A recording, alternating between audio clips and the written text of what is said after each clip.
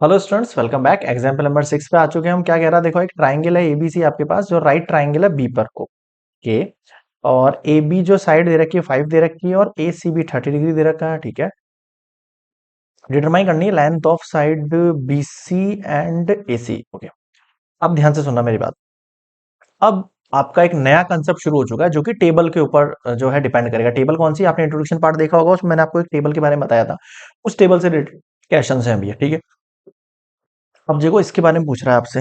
क्या मांग रहा है, एक तो बीसी मांग रहा है आपसे और एक एसी मांग रहा है। सबसे पहले देखो ये 30 डिग्री है, हाँ सर।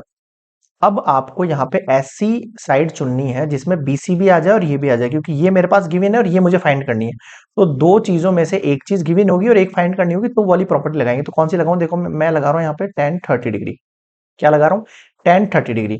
tan 30 डिग्री कितना होता है, परपेंडिकुलर अपॉन बेस। तो यहाँ पे परपेंडिकुलर कौन है, परपेंडिकुलर साइड है ए बी, समझाने के लिए बताओ ना एक बार तरीके से। और बेस कौन सा है सर, बीसी। यानी कि आप कह सकते हो कि tan 30 डिग्री जो है परपेंडिकुलर यानी 5, और जो आपको बीसी फाइंड करना है। अब tan 30 का वैल्यू क्या होता है, आप टेबल में से आप याद रखना, मैं डायरेक्टली पुट करूंगा। आप चाहो तो टेबल खोल के बैठ जाओ साथ में। ठीक है, अब आप उसको याद करते हो, लिख के प्रैक्टिस करो, जो करना है करो। एग्जाम में बना लेते हो तो भी कोई इशू नहीं है।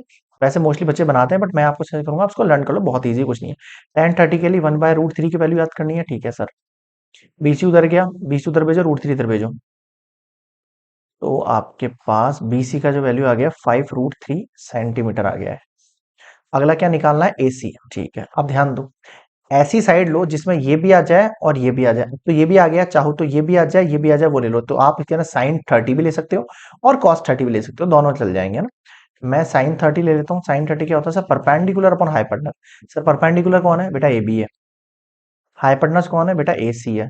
अब आ जाओ, sin 30 का वैल्यू परपेंडिकुलर यानी ए बी, और ये यानी ए सी। अब sin 30 का वैल्यू कितना है आपके पास, sin 30 का वैल्यू आपके पास साफ याद रखना। ए बी का वैल्यू 5 है, ए सी का वैल्यू पता नहीं। ए सी निकालना है, ए सी वहां भेजो, टू यहाँ भेजो।